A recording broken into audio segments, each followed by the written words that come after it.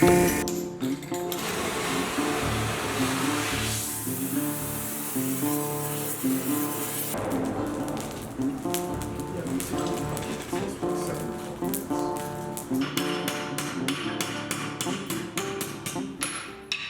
my name's Donnie Miller. I'm an artist blacksmith.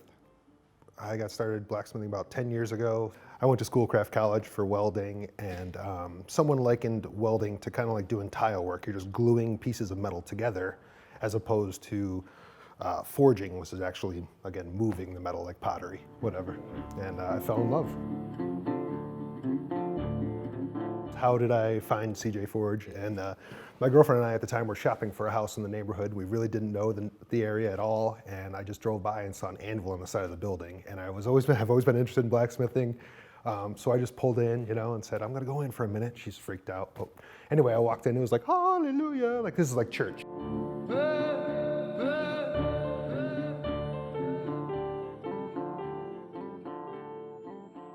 I said, I'll scrub the toilets, I'll mop the floors, whatever it takes. I just want to be a blacksmith. And they said, well, come back tomorrow. We'll put a hammer in your hand, see if you actually like it. And I've showed up every day since. CJ Forge has been around for about 15 years, something like that. They bought the building in 2002 and have slowly transitioned into where we are today.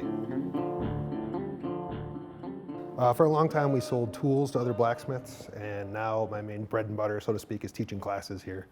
Lessons, ornamental interior hardware, custom furniture, stuff like that. On a whole, we are pretty slow here at CJ Forge. There's not a lot of custom commission work coming through, but I think the key is just exposure, Like I said before, it doesn't matter how many cool things we make if nobody knows we exist, I don't know, hopefully the future will hold something for us.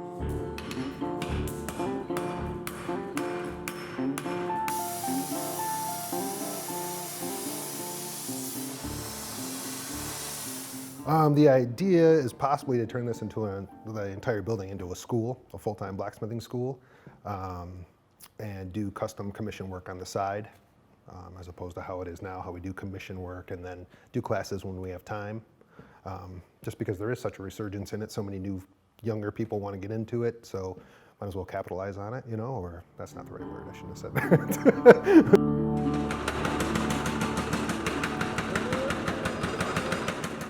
For the most part, we've become a throwaway society. We order by clicking online and ordering from big box stores, and I hope that there is a resurgence in handmade things, But as far as blacksmithing on a whole, it's had a lot to do with it.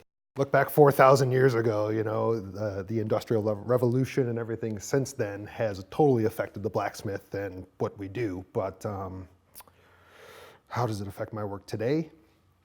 The majority of things that people are looking for that are mass produced are simply just fabricated. They're welded, drilled, saw, cut, grind, that kind of thing. It's not actually moving the metal like blacksmithing is. It's forging like pottery, moving the steel. That can never be replaced by mass production. There are no machines that can replicate what we do. Really, it's true. What kind of projects do I normally do? Bigger commission work, usually chandeliers, wine racks, custom dining room tables, so on and so forth.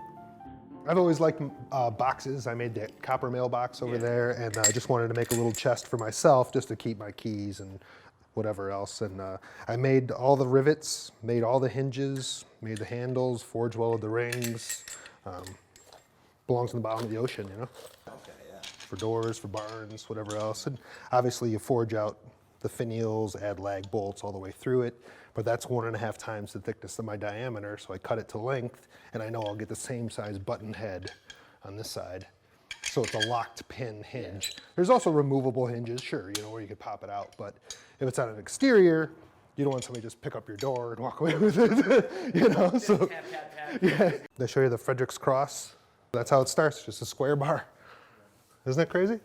You cut down the center of the bar, and then you just cut in on an angle like that, like somebody did. Unfold it, that's what gives you that diamond in the middle.